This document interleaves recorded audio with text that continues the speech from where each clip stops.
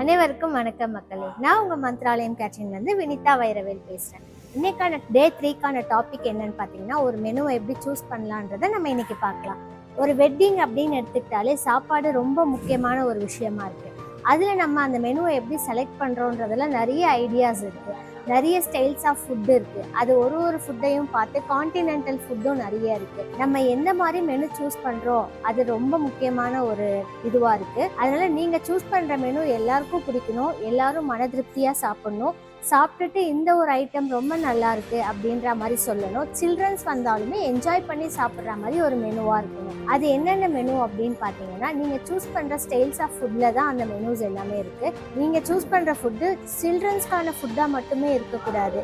வயசானவங்க வருவாங்க, young generation நிறைய வருவாங்க, அவங்க லைக் பண்ணுற ஃபுட்டாகவும் இருக்கணும். இப்போ நீங்கள் கான்டினென்டல் ஃபுட்டாக எனக்கு புதுசாக வேணும் அப்படின்னு யோசிச்சிங்கன்னா, நீங்கள் பஃபே சிஸ்டம் போயிட்டு ஒரு கவுண்டருக்கான ஃபுட்டாக நீங்கள் கொடுக்கலாம். நீங்கள் சில்ட்ரன்ஸை மட்டும் கவர் பண்ணோன்னா நிறைய ஸ்டார்டர்ட் ஐட்டம் நிறைய இருக்குது. ஸ்டார்டர்ட்கான ஒரு கவுண்டர் கொடுக்கணும். ஸ்டார்டர்ஸ் அப்படின்னும் போது நீங்கள் சில்ட்ரன்ஸ்க்கான 2 ஸ்டார்டர்ட் பார்க்கலாம். இல்லை என்னோட வெட்டிங் வந்து கிராண்டாக இருக்கணும், நான் போடுற சாப்பாடு ரொம்ப கிராண்டாக இருக்கணும், நிறைய ஐட்டம்ஸ் இருக்கணும், இலை ஃபுல்லாக ஐட்டம்ஸ் இருக்கணும் அப்படின்னு பார்த்தீங்கன்னா, நீங்கள் சில்ட்ரன்ஸ்க்கும் கம்ஃபர்டபுளான ஒரு ஐட்டம்ஸாக சூஸ் பண்ணணும், எங்கருக்கான ஐட்டம்ஸாகவும் சூஸ் பண்ணணும், அதே மாதிரி ஏஜ்டு பர்சனுக்கான ஐட்டம்ஸாகவும் நீங்கள் சூஸ் பண்ணணும்.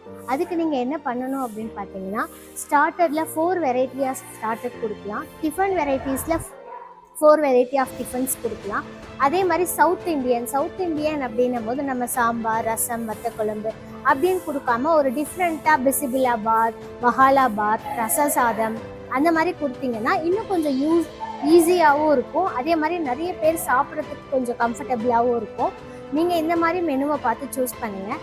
முதல்ல ஒரு மெனுவை பார்க்கும்போது உங்களுக்கு ஒரு கிளாரிஃபை கிடைக்கும். நீங்கள் மைண்டில் நிறைய மெனுஸ் வச்சுருப்பீங்க, அதெல்லாம் உங்கள் கேட்ரிங் கிட்ட சொல்லும் போது அது அவங்க அக்செப்ட் பண்ணுற ஒரு கேட்ரிங்காக இருந்தாங்கன்னா உங்களுக்கு இன்னுமே கம்ஃபர்டபுளாக இருக்கும்.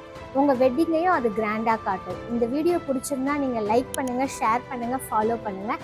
உங்களுக்கு வேறு ஏதாவது டவுட்ஸ் இருக்குது, என்ன மெனுலாம் நம்ம சூஸ் பண்ணலாம், ஒரு வெட்டிங்னு எடுத்துக்கிட்டால் என்னென்ன மெனுலாம் போடலாம் அப்படின்னு உங்களுக்கு ஏதாவது கேட்கணும், உங்களோட ஐடியாஸை சொல்லுங்கள் அப்படின்னு நீங்கள் கேட்கணும்னு நினச்சிங்கன்னா என்னோட இன்ஸ்டா பேஜுக்கு நீங்கள் டிஎம் பண்ணுங்கள் பர்சனலாக. தேங்க்யூ.